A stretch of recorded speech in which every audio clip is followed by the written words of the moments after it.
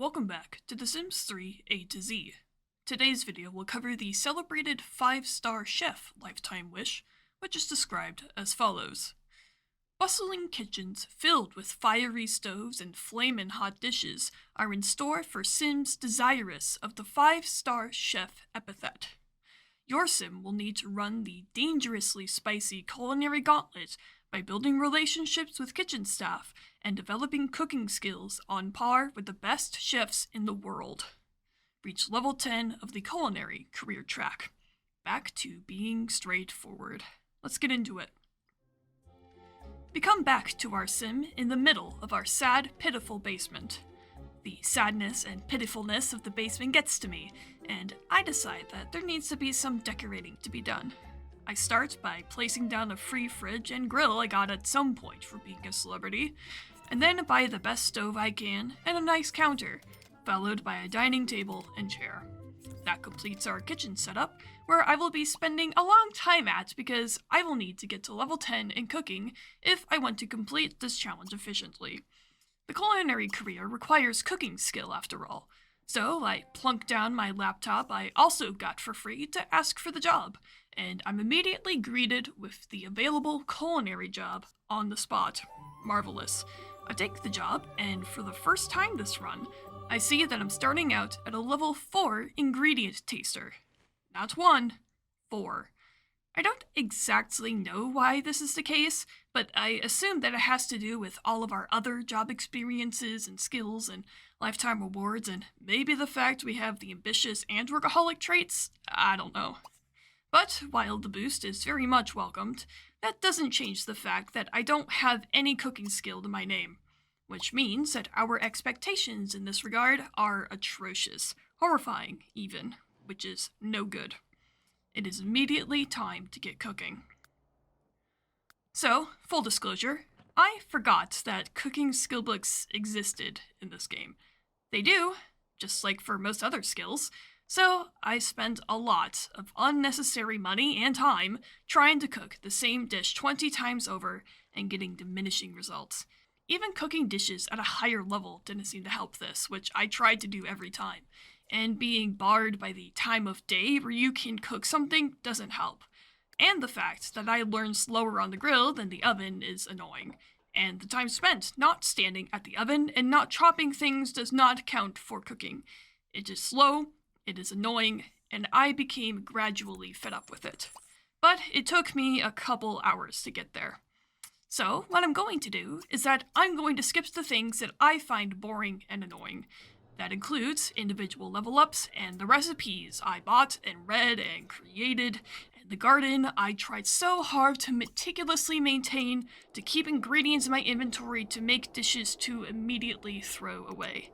My Sim during this whole period ate one single meal because she was only hungry during that one time. It wasn't fun, it was tedious. So, here's the first interesting thing that happens.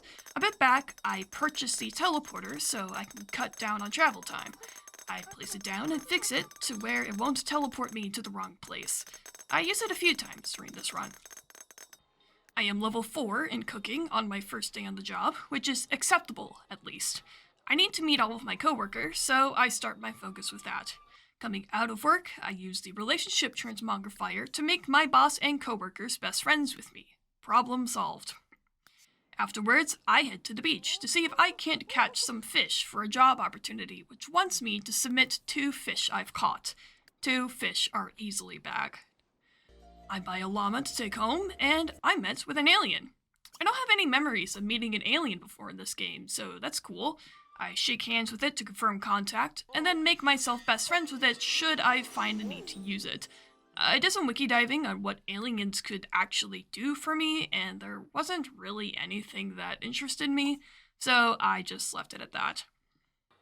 Now that I've met all my friends, my next day at work is spent practicing my cooking skill, which really only gives a minor boost, but it's better than nothing. I leave my shift as a level 5 line cook. The next day, I don't get all the way there since my cooking still isn't up to snuff, but I do get to learn the ratatouille recipe for free, so that's cool. In my downtime, if I'm invited to parties, I'm doing anything I can in order to further my cooking skill. This includes fixing their ovens so they're fireproof, so I have the courtesy of not burning down their house. I usually never got the opportunity to completely upgrade an oven. Here is where I fill all the walls with all of the wall decorations I've accumulated from admirers and manufacturers. It's at least beautifully decorated now for that sweet plus 40 moodlet. And here is where I'm tending my garden and I'm frustrated at seeing dead plants, so I swap my traits to give myself green thumb to revive them and natural cook to try to speed up my cooking process. After another successful workday, we leave as a level 6 pastry chef. The day after that is just shy since we're still one tick away from maximum expectations. I go to a party and then I get soft-locked by this toddler because they decided to fall asleep in front of the stairs.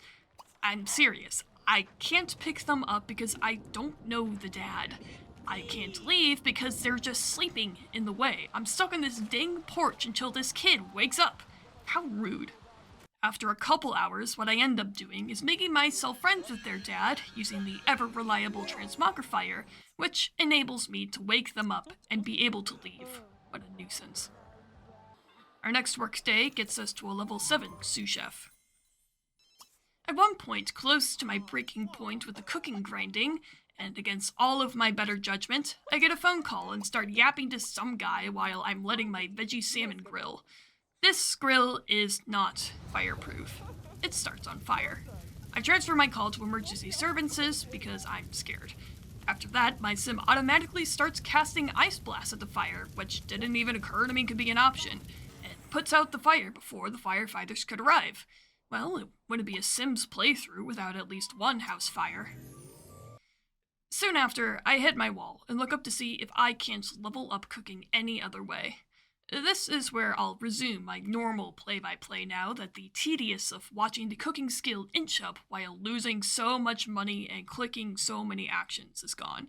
It turns out that I can. I go to the bookstore and buy the level 3 cooking skill book and then immediately go to the library to get reading. I get most of the way to the next level before it's time to work, where I also get most of the way to the next level. After work, I cop level 9 in cooking, grab the Weather Controller Lifetime Reward midway because I want to maintain my garden and not have to water it, detour to deliver this guy a tomato, detour to read my book at this party, and then finish level 10 back at the library that night.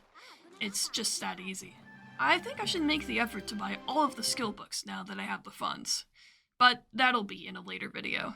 For now, I tend to my garden and then go to work. I leave as a level 8 executive chef. After work, I try out that weather controller to see if it can water my plants for me. It doesn't water my plants for me. Drat.